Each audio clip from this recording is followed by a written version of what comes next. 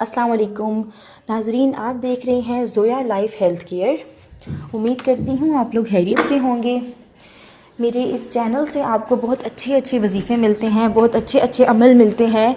तो आप प्लीज़ मेरे चैनल को ज़रूर सब्सक्राइब किया करें ताकि मेरे हर आने वाला वजीफ़ा, हर अमल मैं आपको पढ़ पुरा के जो कुरान मजीद में से देखा जाता है पढ़ के आपको बता सकूं। और मज़ीद आपको कुछ सूरतों की या कुछ चीज़ों की समझ नहीं आती है तो आप मुझसे पूछ सकते हैं, मैं आपको वो भी बता दूँगी।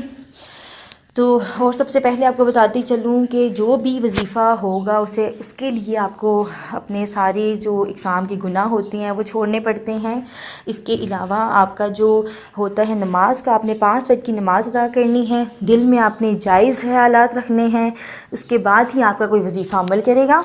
तो आपने इसको ज़रूर करना है। और मैं आपसे ये गुजारिश करती चलूँ कि प्लीज़ मेरे चैनल को ज़रूर सब्सक्राइब किया करें।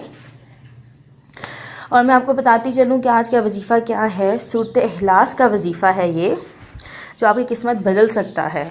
जो लोग चाहते हैं कि उनको हर नमाज के बाद कामयाबी मिले या हर नमाज उनकी कबूल हो और दूसरा उनको अपनी ज़िंदगी में कामयाबियाँ मिलें, तो सूरत इखलास का बहुत अच्छा और छोटा सा वजीफ़ा है। आप इसको ज़रूर करें, आपकी ज़िंदगी इंशाल्लाह रंगीन होगी और अच्छी हो जाएगी, खूबसूरत हो जाएगी।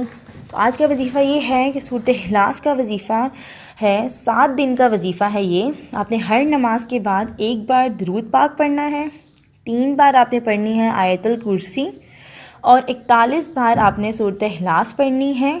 आपने हर नमाज के बाद ये तीनों चीज़ें पढ़ के हर नमाज के बाद अपनी अपनी कामयाबी के लिए दुआ करनी है। चाहे आप किसी और के लिए भी दुआ कर सकते हैं।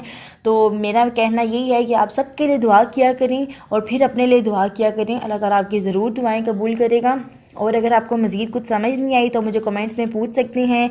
मेरी वीडियो अगर आपको अच्छी लगती है तो इसको लाइक करें, शेयर करें, दोस्तों के साथ शेयर करें। मेरे चैनल को ज़रूर सब्सक्राइब किया करें या बेल का बटन दबा दिया करें ताकि मेरी हर आने वाली न्यू वीडियो ऑडियो आप तक पहुंच सके। अब मुझे इजाज़त दें, नेक्स्ट वीडियो के साथ मिलूँगी। तब तक के लिए अल्लाह हाफ़िज़।